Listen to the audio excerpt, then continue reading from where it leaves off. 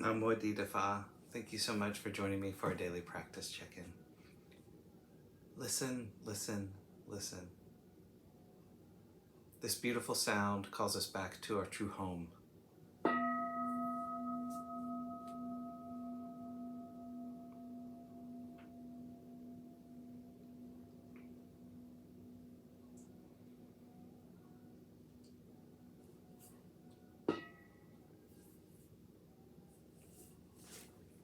The second mindfulness training.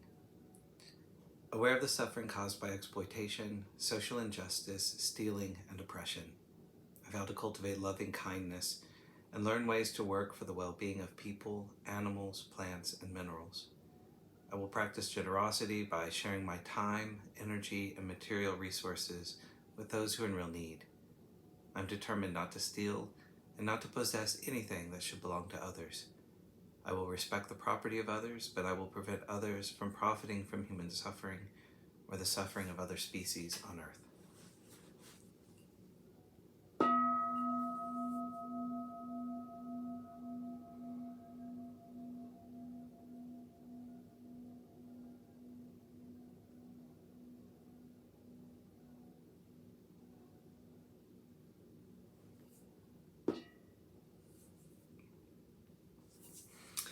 We're reading Beginning Our Day, Volume 2 by the monastics of Abhayagiri Monastery. And today we're finishing a reading on self-effacement by Ajahn Karuna Dhammo.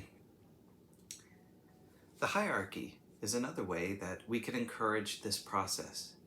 As much as we try to establish an environment where people feel comfortable to express themselves about the way things should happen, there's also the sense of hierarchy that we give ourselves to.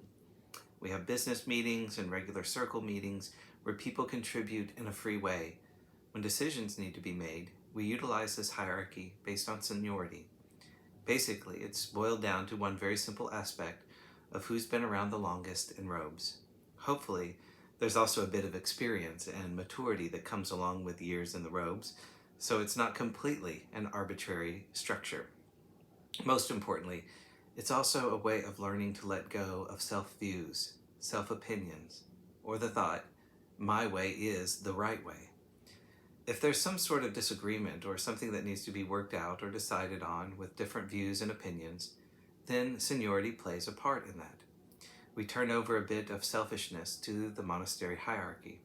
As Ajahn Yatthako was saying, if somebody misses a morning meeting, an evening meeting, work, or whatever other communal activity we have, then the proper protocol is to mention one's absence to the senior monk as a way of being open and honest. This is not encouraged as a punitive guilt trip, but as a way of acknowledging our mistakes. All of these actions add up little by little, working together, bumping up against each other, accommodating each other, giving up our own views and opinions. All of these are subtle ways of working towards self-effacement. A number of us came to the monastery with a sense of wanting to become something or somebody. It's sometimes nice to develop a set of skills or a particular training that we can call our own as a way of feeling like we can contribute something unique. That's not a bad intention, but it can sometimes be held to as an identity. For example, we might want to become the best work monk, the best guest monk, the best attendant, the best meditator, the best teacher, the most knowledgeable in suttas, or whatever it is that we want to identify with. All of these skills can be useful tools for community life, but we can also develop a sense of identity around them, becoming this or becoming that, and doing what we might be doing if we were engaged in worldly careers.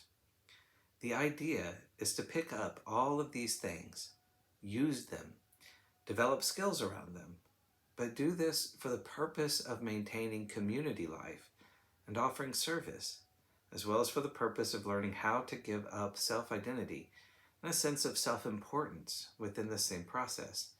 Little by little, bit by bit, with this process, we're realizing that there really isn't any me who's doing all of this.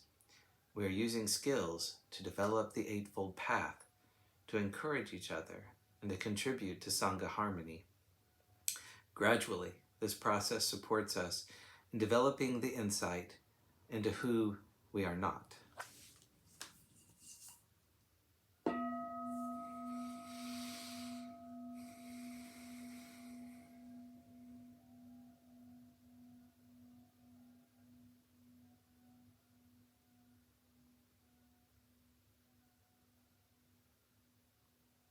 May all beings be well. May all beings be happy. May all beings be at peace.